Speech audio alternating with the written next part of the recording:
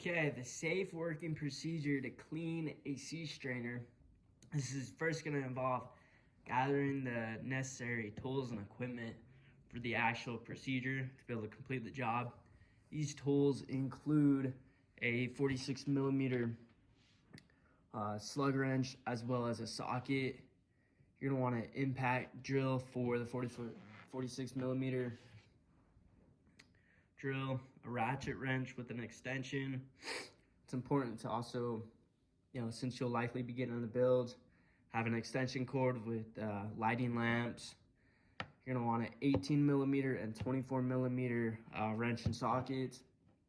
You're gonna want a chain fall, copper scrapers, some anti-seize will be useful, and then some buckets, 5-gallon, some cardboard will be useful. You're gonna wanna be able to get some wood pieces, and lastly, for your own protection, grabbing some latex gloves.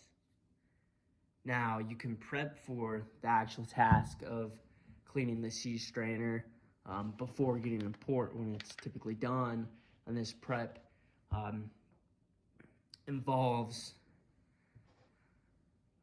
rigging the chain fall, above where the actual sea chest containment is, just above the bilge there. It can also be noted that both sea chest strainers for the high and low sea chests on the MV George 3 are both below the deck plates in the bilge. And the actual prep is going to involve taking the metal grating covers over on the deck plating. You're going to be removing those first, and that's going to be done by using Allen keys and a ratchet to remove multiple crimps. So you can then move and set aside by hand this plating. You'll set that aside. Once that aside, you'll have to also remove the metal framing supports, which are just below this deck grating. You're going to be doing this by removing 5 pairs of 24 millimeter bolts with that 24 millimeter socket or box wrench. So you're going to get that also set aside safely by hand. And then it's important to also put up caution tape around this area, because that is now an exposed drop into the bilge. So you're going to want to make it safe. And then now, once in port, you have it prepped, you have all the tools set aside for this actual job. So you're gonna start by getting down there into the bilge. You're gonna close the valve inboard of the suction valve on the strainer. So it's gonna be your isolating valve. So you're gonna close that. You're also gonna secure the suction valve by using the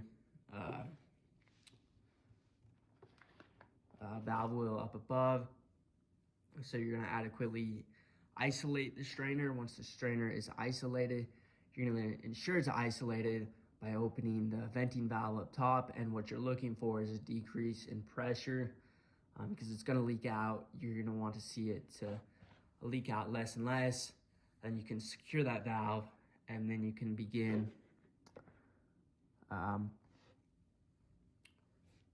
by opening the venting valve on the bottom. So you're gonna open that fully so that water can fully vent out into the bilge. And then you can prepare to remove the strainer by removing the 8 millimeter bolts that are gonna be securing the 18 millimeter bolts that are securing the venting valve piping to the actual strainer containment. You're going to need to remove that in order to lift up the containment plate over the, inside of the, where the strainer is located. So you need to remove that and set that aside safely. Put the bolts in one of the 5-gallon buckets. And then going on from here, you're gonna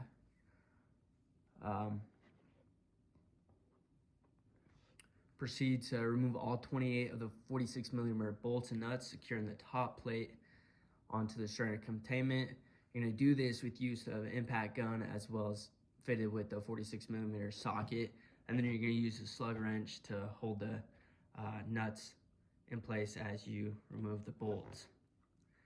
Now you're going to remove the cover by using the chain fall fitted above the strainer containment, and once you have it lifted up, you're going to slide this plate to the side on top of the deck plating and in a safe place where it's not going to be a nuisance during the other steps of this procedure. Now, after that plate is removed, you're going to remove two 24mm bolts and nuts, which are securing the actual strainer to the internal side of the containment.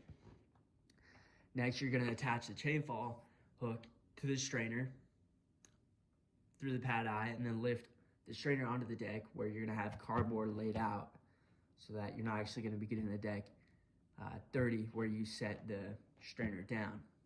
And now it's important before cleaning the strainer, you're going to put on the latex gloves to protect your hands, and then you're going to clean the strainer by scraping off any and all mussels, shells, marine growth that you're going to see on the strainer. You're going to utilize a copper scraper or wire brush. Depending on how dirty the actual strainer is, you might need to remove by hand a bunch of mussels and shells, and either put them in a 5-gallon bucket or a black trash bag to be able to dispose of. And you can also use an air hose with a pressure connection to spray the marine growth off the strainer. You can do this in a downwards fashion so that you're not getting the deck all dirty and whatnot.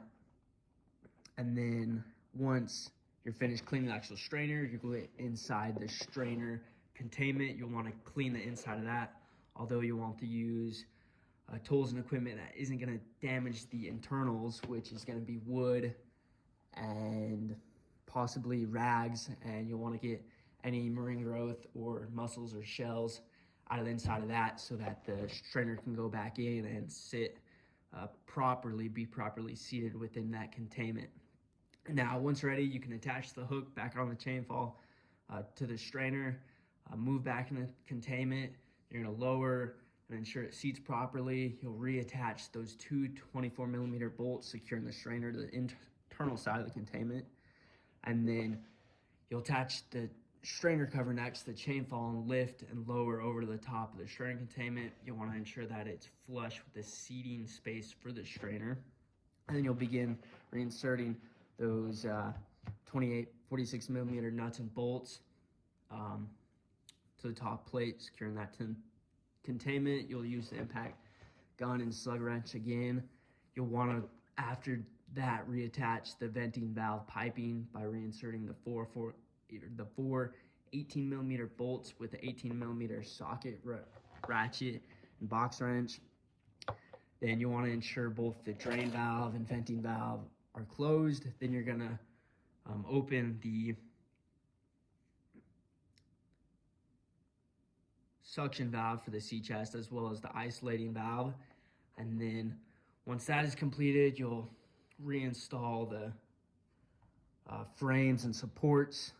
That's going to be done by the 5 pairs of 24mm bolts and nuts, and you want to use the respective box wrenches, and then you want to continue by moving the metal grating back on by hand. You'll add that, and then once that is completed, you'll want to tighten with the crimps, and then you can take down the chain fall, clean up the area, and then wrap things up by putting the actual mussels and shells and everything away in the trash.